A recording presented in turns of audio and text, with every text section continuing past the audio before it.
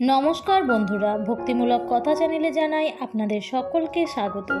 বন্ধুরা, আশা করছি ঈশ্বরের আশীর্বাদে আপনারা প্রত্যেকেই ভালো আছেন এবং সুস্থই আছেন। আজকের ভিডিওর আলোচ্য বিষয় হলো বৃন্দাবনের এই নিধিবন মন্দির।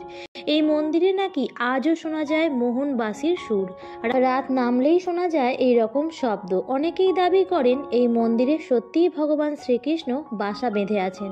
বৃন্দাবনে মানুষের ভক্তি ও প্রেম ভগবান কৃষ্ণকে এই মন্দিরে ফিরিয়ে আনে। তো চলুন বন্ধুরা, ভিডিওটি শুরু করা যাক। তবে মূল পর্বে যাওয়ার আগে আমার সকল বন্ধুদের একটি অনুরোধ করব যে আজকের ভিডিওটি সম্পূর্ণ দেখবেন এবং দেখার পর যদি ভালো লাগে তাহলে অবশ্যই লাইক, কমেন্ট এবং শেয়ার করতে ভুলবেন না। বৃন্দাবনের পর্যটকদের কাছে অন্যতম প্রধান আকর্ষণ হলো নিধিবন মন্দির। এই মন্দিরে লুকিয়ে আছে অনেক রহস্য, যা আজও পর্যটকদের সমানভাবে আকর্ষিত করে চলেছে। ভগবান শ্রীকৃষ্ণের এই লীলাভূমিতে যেই যায় সেই মুগ্ধ হয়ে যায়। মন কেড়ে নেয় মন্দিরের ভেতরে থাকা অদ্ভুত কারুকার্য করা রাধা কৃষ্ণের মূর্তি। নিধি কথাটির অর্থ হলো সম্পদ এবং চারপাশ জঙ্গলে ঘেরা বলে সেটি হলো বন। সেখান থেকে এই মন্দিরের নাম হয় নিধিবন। উল্লেখযোগ্য বিষয় হলো এই জঙ্গলের সব গাছের শাখায় নিম্নমুখী। ভগবান শ্রীকৃষ্ণকে শ্রদ্ধা জানিয়ে সব গাছের শাখা প্রশাখা নিচের দিকে মুখ করে রয়েছে বলে অনেকে মনে করেন। এই মন্দির ও তার আশেপাশের এলাকা অত্যন্ত রুক্ষ, কিন্তু এই গাছগুলো সারা বছর সবুজে ভরে থাকে। কখনো এই গাছগুলিতে জলের অভাব দেখা যায় না।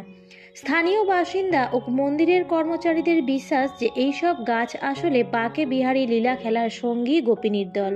রাত নামলেই নাকি বদলে যায় মন্দিরের এলাকা, তাই তো বিকেলের পরেই বন্ধ করে দেওয়া হয় মন্দিরের দরজা।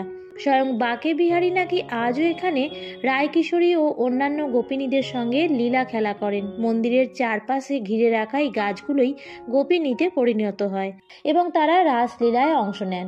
মন্দির চত্বরে ঘুরতে ঘুরতে আপনার একটি ছোট্ট কুয়ো নজরে পড়বে। মনে করা হয় রাসলীলার সময় একদিন রাধারানী তৃষ্ণার্ত হয়ে পড়েন। তার তৃষ্ণা মেটাতে শ্রীকৃষ্ণ এই কুয়োটি তার বাঁশি দিয়ে খনন করেন। সন্ধ্যা আরতির পরে এই মন্দিরের দরজা, সমস্ত জানলা দরজা বন্ধ করে দেওয়া হয়। বাইরে বের করে দেওয়া হয় সমস্ত পর্যটক ও পুণ্যার্থীদের। সকাল পর্যন্ত এখানে যে কোনো সাধারণ মানুষের প্রবেশ নিষেধ। এই মহা রাসলীলা কাউকে চাক্ষুষ করতে দেওয়া হয় না। কয়েকজন অতি উৎসাহী লোক সন্ধ্যের পরও মন্দিরে লুকিয়ে থাকেন। সকালবেলায় তাদেরকে মৃত অবস্থায় পাওয়া যায়, নয়তো বদ্ধ পাগল অবস্থায়। স্থানীয় বাসিন্দাদের দাবি, সন্ধ্যের পর বন্ধ মন্দির থেকে ভেসে আসা ঘুঙুরের শব্দ অনেকেই শুনেছেন। রাধাকৃষ্ণকে সন্তুষ্ট করতে সন্ধ্যা আরতির পর পুরোহিতরা এখানে শাড়ি, মিষ্টি, পান, চুড়ি ইত্যাদি রেখে যান। সকালে সেই সব কিছু ছড়ানো ছিটানো অবস্থায় পাওয়া যায়। মিষ্টি ও পান কেউ খেয়েছে বলেও বোঝা যায়। অনেক ঐতিহাসিক ও বৈজ্ঞানিক এই মন্দিরের রহস্য উদ্ঘাটনের চেষ্টা করেছেন, তবে তারাও মানতে বাধ্য হয়েছেন যে সত্যি সত্যি এই মন্দিরে কিছু অস্বাভাবিক ঘটনা ঘটে চলেছে। এই মন্দিরে সত্যিই ভগবান শ্রীকৃষ্ণ থাকেন, এটি বিশ্বাস করেন অনেক স্থানীয় শ্রীকৃষ্ণ প্রেমীরা। বৃন্দাবনের মানুষের ভক্তি ও প্রেম ভগবান শ্রীকৃষ্ণ প্রত্যাখ্যান করতে পারেননি। তো বন্ধুরা, ভিডিওটি যদি ভালো লেগে থাকে তাহলে অবশ্যই লাইক, কমেন্ট ও শেয়ার করবেন এবং আপনি যদি নিধিবন সম্পর্কিত আরও কোনো তথ্য জেনে থাকেন তাহলে অবশ্যই কমেন্টে জানাতে ভুলবেন না। আর চ্যানেলটি যদি আপনার কাছে নতুন হয়ে থাকে তাহলে এই ধরনের আরও ভিডিও পাওয়ার জন্য এই চ্যানেলটিকে সাবস্ক্রাইব করতে ভুলবেন না। ভিডিওটি দেখার জন্য অসংখ্য ধন্যবাদ।